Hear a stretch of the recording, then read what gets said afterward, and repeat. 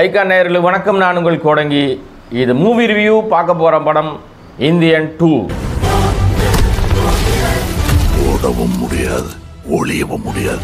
ஆரம்பமே எப்படி இருக்குது அப்படின்னா 3 மணி நேரம், மொத்த படம் 3 மணி நேரம் இந்தியன் 2. ஆனால் நம்ம அதுக்குள்ளே போகிறதுக்குள்ளே டயர்ட் ஆகிடுவோம். அதனால் நம்ம இந்தியன் 1ஓட சின்ன ரெசம்டன்ஸ் என்ன இருக்குன்றதை பார்த்துட்டு இதுக்குள்ளே போனோம்னா கரெக்டாக இருக்கும். நம்ம இந்தியன் 1 வந்த காலகட்டத்தில் பார்த்திங்கன்னா ரொம்ப எதிர்பார்ப்பை இல்லாமல் வந்துச்சு அந்த படம். ஆனால் படம் வந்த பிறகு பார்த்திங்கன்னா இப்படி ஒரு சேனாதிபதி நம்ம ஊருக்கு வேணும், இப்படி சேனாபதியாக ஒருத்தர் நம்ம ஊரில் இருந்தாருன்னா தப்பே நடக்காது. ஒரு பயம், ஒரு அரசு அதிகாரி அவனுக்கு என்ன வேலை கொடுத்துருக்கான் அந்த வேலை கரெக்டாக செய்வான், மக்கள்கிட்ட நல்ல பேர் வாங்கிறதுக்காகவே ஒழுங்காக வேலை செய்வாங்க, எல்லா இடத்துலையும் கரெக்டாக இருக்கும்னு சொல்கிற மாதிரி ஒரு பெரிய ஒரு தாக்கத்தை அந்த படம் கண்டிப்பாக ஏற்படுத்துச்சு. அந்த அளவுக்கு காரணம் என்னென்னா, தான் பையன் பெத்த மகனாக இருந்தாலும் அவன் லஞ்சம் வாங்குறான்னு தெரிஞ்சு அவனை கொன்றுறாரு சேனாபதி. அப்படி ஒரு பவர்ஃபுல்லான ஒரு ஆள். கூடவே அவர் நேதாஜியோட படையிலிருந்து வந்த வீரர் அப்படின்லாம் காமிச்சு ஒரு மாதிரி பயங்கரமான எந்துவை காட்டியிருப்பார் நம்ம சங்கர். அதில் கமலஹாசனுடைய தோற்றமும் பார்த்திங்கன்னா வேறு லெவலில் இருந்துச்சு. இதுதான் இந்தியனோட மிகப்பெரிய வெற்றிக்கு இவர் சான்றாக இருந்துச்சு. ஆனால் அதுக்கு பார்ட் 2 பண்ணுறேன்னு பல வருஷத்துக்கு அப்புறம் இவர் கிளம்பும் போது எல்லாரும் என்ன எதிர்பார்த்தாங்கன்னா, அன்னைக்கு இருந்ததை விட இன்றைக்கி லஞ்ச லாவணியம் ஜாஸ்தி ஆயிடுச்சு, கொடூரமாக இருக்குது, நாடே நாசமாக போயிட்டுருக்கு, இப்போ ஒட்டுமொத்தமாக கொலாப்ஸ் ஆகிருக்கிற இடத்துல இந்தியன் தாத்தா வந்தால் என்ன நடக்கும், நம்மளும் அதை தான் நம்பி தாங்க போனோம். இந்தியன் 2 அப்படின்னு சொல்லி வர்றதுக்கு முன்னாடி பாட்டெல்லாம் அவங்கெல்லாம் ரிலீஸ் பண்ணியிருந்தாங்க. ரொம்பவே அந்த பாட்டு ஒரு பெரிய எதிர்பார்ப்பை ஏற்படுத்துச்சு. என்னன்னா, கதற விட போகிறோம், தாத்தா வராரு, கதற விட போகிறாரு அப்படின்லாம் சொன்னாங்க. ஓகே, அப்போ படம் வந்தவொடனே கண்டிப்பாக பார்க்குறவங்க ஆடியன்ஸ் கதறாங்களா, இல்லை படத்தின் மூலமாக அதிகாரிகளோ இல்லை தப்பு செய்கிறவங்களாம் கதற போகிறானா, இப்படி ஒரு கேள்வி வரும்ல. உங்களுக்கு வந்த மாதிரி தான் எனக்கும் வந்துச்சுங்க. அதை நம்பி தான் தியேட்டருக்குள்ளேயே போனோம். படமும் உள்ளே போட ஆரம்பித்தாங்க. 3 hours காமிச்சிட்டாங்க. பரவாயில்ல, கமலஹாசன் படம், சங்கர் படம் பிரம்மாண்டம். 3 மணி நேரம் என்னங்க, 30 மணி நேரம் கூட உட்காந்து பார்க்க முடியும். ஒரு தெம்பு இருக்கும்ல, எல்லாருக்கும் இருக்குல்ல, அது மாதிரி தான் நம்மளும் போய் உட்காந்தோம். ஆரம்பித்து போகுது போகுது போகுது, சங்கரை காணோம், கமலஹாசனை காணோம். என்ன சொல்கிறீங்க? உண்மைதாங்க. வர்றது பூரா பார்த்தீங்கன்னா யூடியூப்பில் நம்ம பேசிக்கிட்டு இருக்க மாதிரியே பேசிக்கிட்டு இருக்காங்க. யூடியூப் கண்டென்ட்டாக வந்துக்கிட்டு இருக்கு, பரபரப்பாக ஓடிக்கிட்டு இருக்கு. அப்போ நம்ம பார்க்க வந்தது இந்தியன் 2 இல்லையா, யூடியூப் படம் பார்க்க வந்தமான ஒரு சந்தேகம் வந்துச்சு. அப்புறம் தான் தோணுது படத்தோட மையக்கருவே யூடியூப் தான் அப்படின்னு சொல்லி. நான் சொல்கிறது புரியல, நீங்கள் போய் படம் பாருங்கள், உங்களுக்கே புரியும். ஒரு வழியா அப்புறம் இந்தியன் தாத்தா எங்கேயோ வெளியூர்ல இருக்கார், வெளியூர்ல இல்லைங்க வெளிநாட்டில் இருக்காருன்னு கண்டுபிடிச்சிடுறாங்க. கண்டுபிடிச்ச பிறகு கம்பேக் இந்தியன் ஒரு ஹேஷ்டேக்கை போட்டு அவரை வர வைக்கிறாங்களாம். அவரும் சரி வரேன் அப்படின்னுறாரு. ஆனால் அங்கதாங்க நமக்கு ஒரு ட்விஸ்ட் வச்சாருங்க. நோய் முத்தி போச்சு, இப்போ நான் மருந்து கொடுத்தா சரி பண்ணலாம், நோய் முத்தி போகிற வரைக்கும் வெயிட் பண்ணன்ற மாதிரி ஒரு டைலாக்கை பேசுகிறாரு கமலஹாசன்.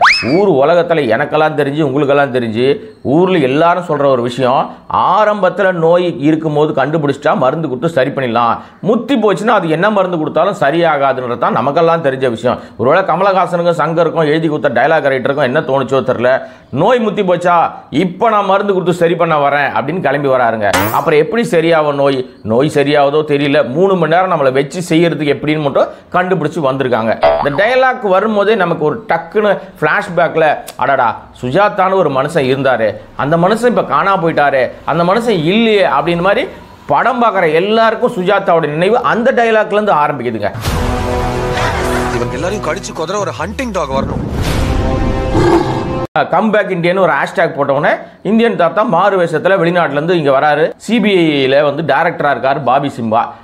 நீங்கள் அவர் இவர் எப்படியாவது பிடிச்சிடணும்னு சொல்லி பயங்கரமாக காத்துக்கிட்டு இருக்காரு, வெயிட் பண்ணுறாரு. இப்போ என்னென்னா, இந்தியன் 1ல் ஒரு ஊரில் நடக்கிற ஒரு விஷயத்தில் தன் குடும்பத்தில் ஒரு பாதிப்பாயிருக்கும், அந்த மாதிரி இனிமேல் யாருக்கும் நடக்கக்கூடாதுன்னு இந்தியன் தாத்தா, அதாவது கமலஹாசன் போயிட்டு சீர்படுத்துறேன்னு சொல்லுவார். ஒரு ஊருக்குள் நடக்கும். இந்த இந்தியன் 2ல் ஒரு வித்தியாசமாக என்ன பண்ணியிருக்காங்க அப்படின்னா, இது இப்போ பறந்து விரிந்ததுனால இந்தியா முழுக்க இருக்கிற பல மாநிலங்களில் நடக்கிற தப்புகளுக்கு முக்கியமான ஆளெல்லாம் பிடிச்சி இவர் கொள்றாராம். ஈஸியாக போயிடுறாரு. என்ன கர்மம் சார் இது? கர்மம் இல்லை, வர்மம். ஒரு கேலண்டர் டான்ஸ்னு ஒன்று வைக்கிறாங்க.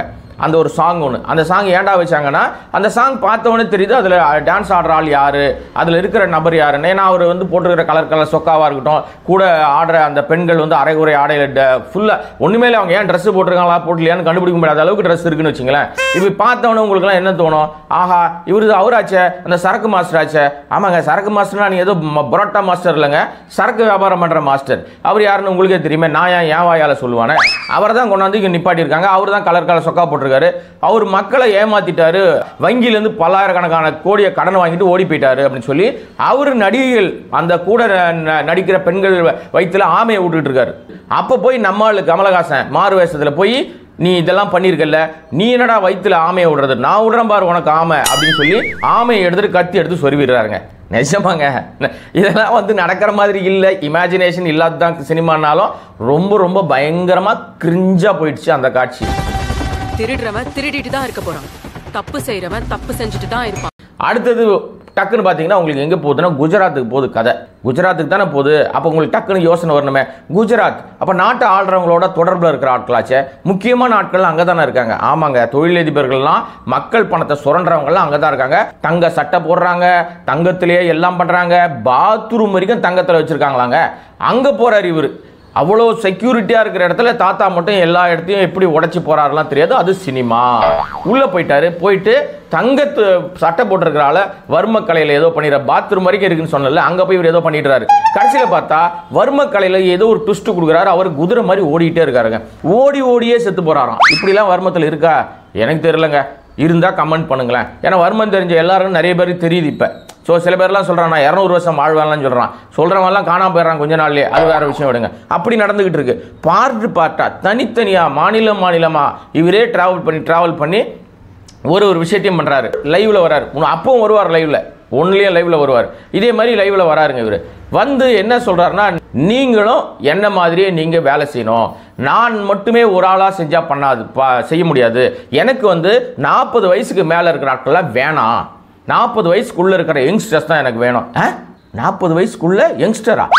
அப்போ யங்ஸ்டருக்குலாம் 40 வயசா? இப்படித்தானே கேட்குறீங்க. இந்த சந்தேகம் எனக்கும் வந்துச்சுங்க. உங்கள் வீட்லேயே தப்பு நடக்கும், உங்கள் அப்பா தப்பு பண்ணுவார், உங்கள் அம்மா தப்பு பண்ணுவாங்க, உங்கள் அண்ணன் தங்கச்சி தப்பு பண்ணுவாங்க, மாமா மச்சான் தப்பு பண்ணுவான், விடாதீங்க, எல்லாரையும் நீங்கள் வந்து சட்டத்துக்கு முன்னாடி நிப்பாட்டுங்கன்னு இந்த டீம் இருக்குல்ல, ஏற்கனவே இந்த ஒரு யூடியூப் டீம் சுற்றி இருந்தது. சித்தார்த்து, பிரியா பவானி சங்கர், ஜெகன் அப்படின்னு ஒரு டீம் சுற்றிட்டு இருந்தது. இவங்கெல்லாம் பயங்கரமாக தீவிரமாக தேடுவாங்க. இதில் சமுத்திரக்கனி வந்து சித்தார்த்தோட அப்பா, அவர் சிபிஐ வந்து ரொம்ப நேர்மையான ஒரு அதிகாரியாக இருக்கிற மாதிரி காட்டுவாங்க. அவரே வந்து தப்பு பண்ணுற மாதிரி இருக்கும், அதை கண்டுபிடிச்சிருவார். ஏன்னா இவர் தான் சொல்லிட்டார்ல, தாத்தா சொன்னால் வேதம். அது மாதிரி பிரியா பவானி சங்கர் அவங்க அம்மாவை மாட்டி விட்டுருவாங்க. அது நம்ம ஜெகன் வந்து அவங்க மாமாவை மாட்டி விட்டுருவார். யாருன்னா மாமா நம்ம மனோபாலா. இப்படியே சொந்த வீட்டில் இருக்கிற எல்லாரையும் மாட்டி விட்டுருவாங்க. அதில் வந்து சித்தார்த்தோடைய அம்மா அவமானம் தாங்காமல் செத்து போயிடுவாங்க. இப்போ இந்தியன் தாத்தாவால் தான் நடந்துச்சு, குடும்பமே சீரழிஞ்சிடுச்சின்னு சொல்லி யூடியூப் கும்பல் எப்படி கம்பேக் இந்தியன்னு கூப்பிட்டாங்களோ கோபேக் இந்தியன்னு சொல்ல ஆரம்பிச்சிடுவாங்க. எங்கே போனாலும் அவரை தேட ஆரம்பிச்சிட்டாங்க, துரத்த ஆரம்பிக்கிறாங்க. என்ன பண்ணுறதுன்னு தெரியல. ஒரு கட்டத்தில் அவரை பிடிக்கணும்னு சொல்லி ஒரு பக்கம் போலீஸ், ஒரு பக்கம் பொதுமக்கள், ஒரு பக்கம் எல்லாரும் தேடுறாங்க. அங்கே தாங்க ஒரு ட்விஸ்ட் ஒன்று வச்சு ஒரு சண்டை ஒன்று வருதுங்க. ஒரு ஒத்த சக்கரம் ஒன்று இருக்கும், வெளிநாட்டிலலாம் இருக்கும். நிறைய படத்தில் நீங்கள் பார்த்துருப்பீங்க. இந்தியனோட ப்ரமோஷனெல்லாம் அந்த வீல் வச்ச ஒரு வண்டி ஒன்று இருக்கும், கமல் போயிட்டு இருப்பார் இல்லையா. அதில் ஒரு 20 நிமிஷம், கிட்டத்தட்ட ஒரு 15 நிமிஷத்துக்கு மேலே தனியாக அவர் போயிட்டுருக்காரு. பின்னாடியே வந்து பாபி சிம்மா ஊரே துரத்துது. எப்படியோ ஓடுறாரு, மெட்ரோ ட்ரெயினில் ஏடுறாரு, மெட்ரோ ட்ரெயின்லேயே வண்டி ஓட்டுறாரு, திருப்பி இறங்குறாரு, என்னென்னமோ பண்ணுறாருங்க. நாமளும் எப்படா அந்த சண்டை முடியும்னு காத்துக்கிட்டு இருக்கிறோம். ஒரு வழியாக முடிஞ்சுது. அங்கே மாட்டிக்கிறார் இந்தியன் தாத்தா. இப்போ மாட்டிக்கிட்டவர் எப்படி தப்பிக்கிறாரு? ஏன்னா மாட்டிக்கிட்டாருன்னா கதை முடிச்சிடும் இல்லையா. பட் கதை முடிஞ்சா எப்படிங்க? நாங்கள் தான் பார்ட் 3 வச்சுருக்கோம்ல. படத்தில் வந்து பார்த்தீங்கன்னா இந்தியன் 2 பார்த்துக்கிட்டு இருக்கோம் அப்படின்னு தான் நம்ம இவ்வளோ நேரம் பேசிக்கிட்டு இருந்தோம். பட் பார்க்கும்போது பார்த்தீங்கன்னா இடையில திடீர்னு தசாவதாரம் வருது. ஆமாங்க, கெட்டப் சேஞ்ச் பண்ணிட்டே இருக்காருங்க, நிறைய மேக்கப் போட்டே இருக்காரு. கமலஹாசன் பல கெட்டப்பில் வரும்போது நமக்கு என்ன தோணுது, டக்குன்னு தசாவதாரம் வந்துட்டு போகிற மாதிரி தோணுச்சு. அப்படி பார்த்துட்டே இருக்கும்போது டக்குன்னு ஐ படம் வருது. அடா ஆமாம், சங்கர் படம் தானே அது, விக்ரம். ஆனால் விக்ரமில் இருக்கணும் அதில் அப்படின்னு தோணல. விக்ரம் இல்லைங்க, அதுக்கு பதில் கமலஹாசன் இருக்காருங்க. ஐயில் இருக்க மாதிரியே பயங்கரமாக ஒரு சட்டையெல்லாம் அவுத்து போட்டு பயங்கரமாக சண்டைலாம் போடுற மாதிரிலாம் வராது. இது எதுக்கு இதெல்லாம் யோசித்தாங்கன்னு தெரியல. இருந்தாலும் இதெல்லாம் பண்ணால் கூட மெனக்கெட்டு இருக்கார் கமலஹாசன். அதுக்காக அவருக்கு இந்த வயசில் இவ்வளவு மெனக்கெட்டு இருக்காருல்ல, அப்போ நம்ம பாராட்டி தானே ஆகணும். சேனாபதி, ஃப்ரீடம் ஃபைட்டர். அரசியலா இந்த படம் ஓகேங்க, சத்தியமா சினிமாவா நம்ம ஏற்றுக்கவே மாட்டோம். இருந்தாலும் ஒரு ஆறுதலாக நமக்கு ட்ரெய்லர், படம் முடிஞ்சு வெளியில் போகும்போது ஒரு ட்ரெய்லர் போடுறாங்க. பார்ட் 3யோட லீடு அப்படின்னு சொல்லிட்டு வார் மோடுக்கு கொண்டு போகிறாங்க. வார் மோடுனா கிட்டத்தட்ட பீரியடு, நேதாஜி காலகட்டத்தில் என்னென்னலாம் நடந்துச்சு, எப்படிலாம் நம்ம சண்டை போட்டோம், எப்படி ஒரு விஷயம் வந்தது, சேனாபதி எங்கிருந்து உருவானார், அவர் எப்படி அப்படின்ற விஷயங்களெல்லாம் பார்ட் 3ல இருக்குன்னு சொல்லி ஒரு லீடு ஒன்று போட்டிருக்காங்க. அது நமக்கு ஒரு பெரிய எதிர்பார்ப்பு. இவ்வளோ நேரம் கதற விட்டாங்கல்ல, இந்த கதற விட்ட விஷயத்தில் டயர்டாகி மனுஷன் வெளியில் போகும்போது கொஞ்சம் எந்துவா போகணும்னு சொல்லி இந்த ட்ரெய்லர் மட்டும் ஒரு எதிர்பார்ப்பை மறுபடியும் கிரியேட் பண்ணிருக்கு. எப்படா மறுபடியும் பார்ட் 3 வரும்னு சொல்லி எதிர்பார்ப்பு இருக்கு. இது இரண்டாவது சுதந்திர போர்.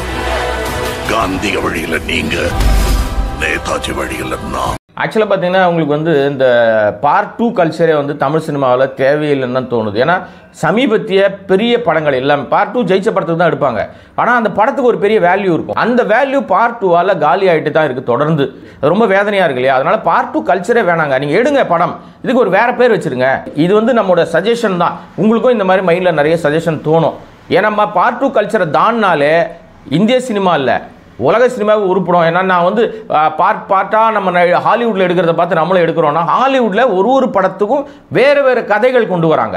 இவங்க எப்படி பார்ட் 2ல எடுக்கிறாங்க, பார்ட் 3ல எடுக்கிறாங்கன்னா ஒரு விஷயத்தை எடுத்துக்கிறாங்க, அதில் தொடர்ச்சியாக அவனுக்கு பையன் பிறந்திருப்பான், அவனுக்கு பையன் பிறந்திருப்பான், இல்லை அவன் வந்து விட்டதை அவன் செத்துட்டான்னு நம்ம நினைப்போம், இல்லை சாகலங்க உயிரோட வந்துட்டான்னு சொல்லி கதை எடுப்பாங்க. அங்கே தான் நிறைய மிஸ்டேக் பண்ணுறாங்க. இந்த படத்திலையும் ஏன் சரக்கு இல்லை அப்படின்னா, இப்போ நம்ம சுஜாதா இருந்திருந்தாருன்னா நிறைய வசனங்களில் நம்மளை வந்து பயங்கரமாக நம்ம கொண்டு போயிருந்திருப்பாரு. அப்புறம் ஒளிப்பதிவும் நிறைய இடங்களில் வந்து இது ஏதோ சும்மா ஒரு நம்ம ஃபோட்டோ ஷூட் நடத்துகிற மாதிரி நிறைய விஷயங்கள் இருக்குது. ஒரு படம்னா அந்த மாதிரி இருக்கணும். எப்படி இருக்கணும்? பழைய சங்கர் படத்தை சங்கர் திரும்பி பார்த்துட்டு, அவர் ஏற்கனவே எடுத்தார்ல வெற்றி பெற்ற படங்கள், அதையே திரும்பி போட்டு பார்த்துட்டு எடுத்தா கூட நல்லா இருக்கும் போல இருக்கு. அவர் அதை எடுக்கிறது இல்லை. ஏன்னா அவர் அசிஸ்டன்ஸை விட்டு படம் எடுக்கிறதுனால தான் இந்த பிரச்சனை வருகிறது. அப்பா மூச்சு முட்டி போச்சுங்க.